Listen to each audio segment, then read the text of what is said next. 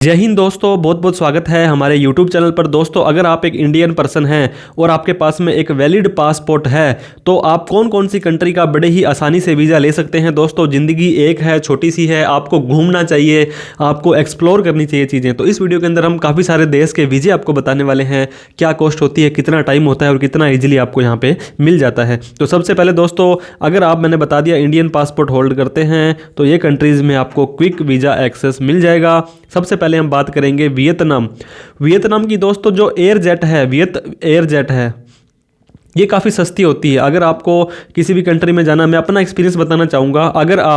अगर आपको दिल्ली से, लेट्स सपोज, अगर आपको दिल्ली से जापान जाना है तो जापान जाने के लिए नॉर्मल आप किसी भी फ़्लाइट में चेक कर लेंगे 30,000 40,000 से आपकी जो फ़्लाइट है स्टार्ट होती है।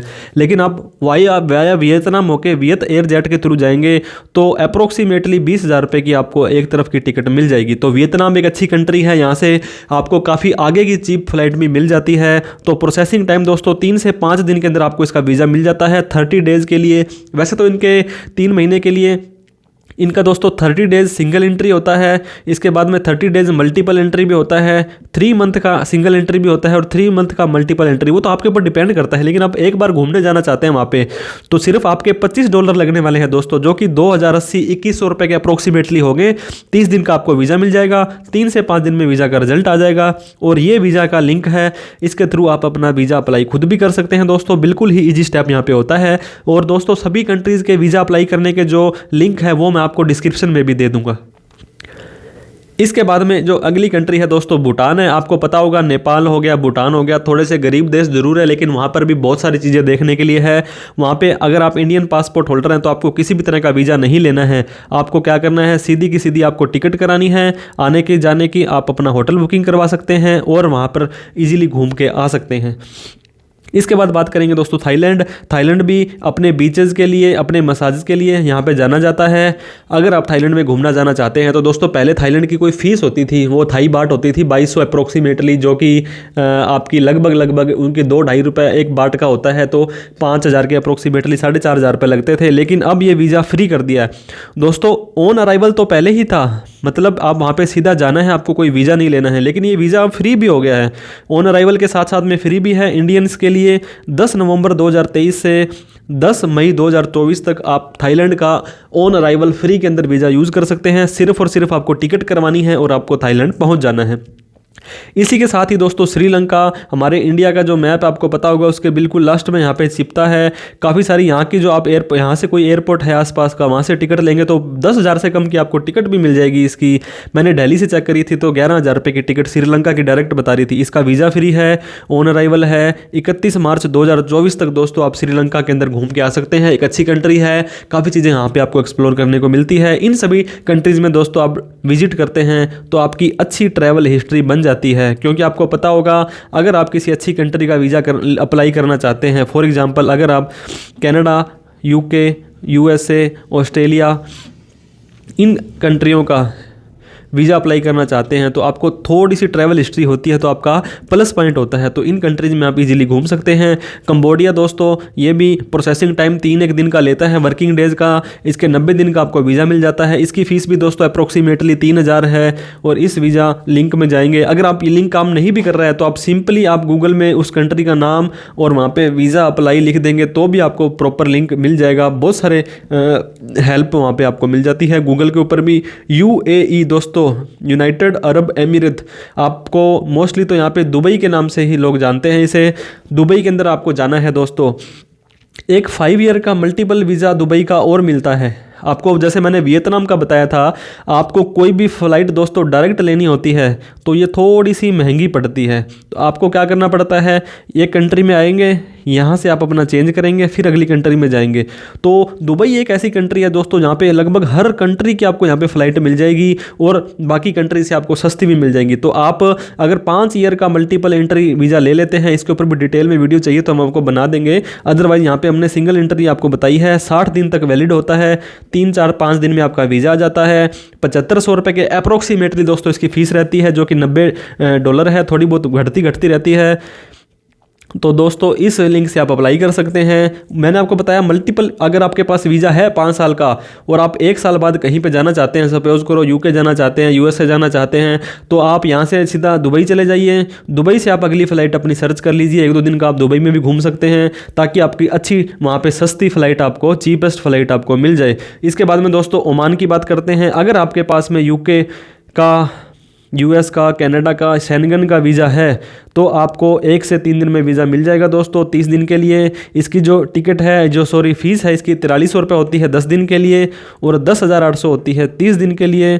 इस लिंक से आप यहाँ पे अप्लाई कर सकते हैं। इसके बाद दोस्तों अगर सस्ता, सुंदर, टिकाऊ इंटरनेशनल ट्रिप आप बनाना चाहते हैं तो मलेशिया का भी बना सकते हैं। प्रोसेसिंग टाइम 72 आवर्स तक की लग सकती है दोस्तों, 48 घंटे से 72 घंटे का, और वैलिडिटी मोस्टली 90 डेज़ की आती है। बाकी डिपेंड करता है किस तरह का वीज़ा आपने लगाया है दोस्तों।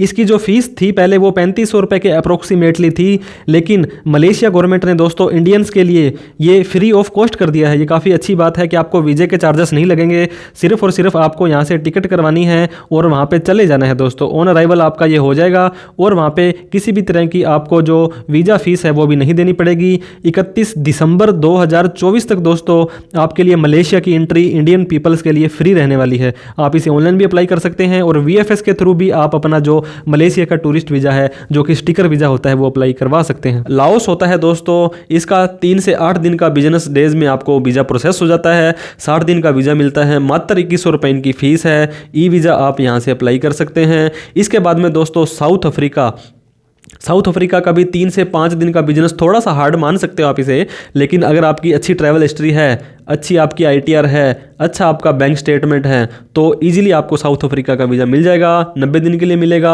सिर्फ 2040 रुपये इनकी फ़ीस है और इस वेबसाइट से आप अप्लाई कर सकते हैं। VFS से अपॉइंटमेंट लेकर भी आप यहाँ पे अप्लाई कर सकते हैं। इसके साथ में दोस्तों मैं आपको बता दूँ, जापान का वीज़ा भी बहुत ईजी तरीके से मिलता है, लेकिन थोड़ा सा टफ होता है। अगर डॉक्यूमेंट आपके प्रॉपर हैं, ओके हैं, तब आपको ये मिल जाएगा। और जापान वीज़ा की फ़ीस दोस्तों सिर्फ और सिर्फ यहाँ पे आपको लगेगी 1150 रुपये सिर्फ फ़ीस है। इसके अंदर एम्बेसी की फ़ीस और VFS की फ़ीस, दोनों फीसें इंक्लूडेड है। तो इस तरह से एक और मैं दोस्तों बताऊंगा, वैसे तो थोड़ा सा ये ट्रैवल हिस्ट्री और बाकी चीज़ें आती है। यूके का वीज़ा लगाओगे तो भी 10-12 हज़ार रुपये का यूके का वीज़ा लग जाएगा दोस्तों। कनाडा का स्टडी आपको टूरिस्ट वीज़ा लगाना है तो इसकी $100 फ़ीस होती है मात्र। अगर आपने बायोमेट्रिक वगैरह करवा रखी है तो आपकी सिर्फ $100, 6,000 रुपये, 6200 रुपये फ़ीस लगेगी।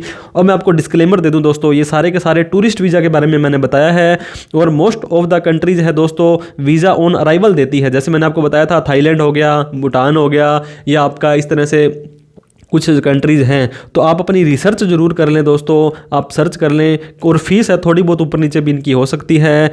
द बेस्ट टाइम दोस्तों आपको पता होगा, कम से कम 15 दिन। अगर मान लो आपने दोस्तों 1 दिसंबर को जाना है तो ऐसे नहीं है कि आप लास्ट में जो आपका नवंबर है वहाँ पे 20 नवंबर को अप्लाई कर देंगे। तो कम से कम 15 दिन, 20 दिन पहले अप्लाई करें आप, ताकि आपको पता होगा कई बार वर्किंग डेज इनका नहीं होता है, सैटरडे संडे इनका ऑफ होता है। तो कम से कम 10-15 दिन का टाइम तो आप 15 दिन का टाइम तो मान ही लें।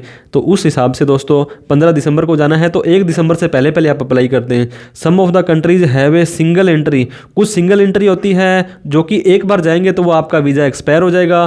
कुछ के अंदर मल्टीपल एंट्री होती है दोस्तों। ये आपको आपके वीज़े से पता चल जाएगा कि वहाँ पे सिंगल एंट्री है, मल्टीपल एंट्री है, कितने दिन का वीज़ा है। ये सारी की सारी चीज़ें आपको ध्यान में देनी है।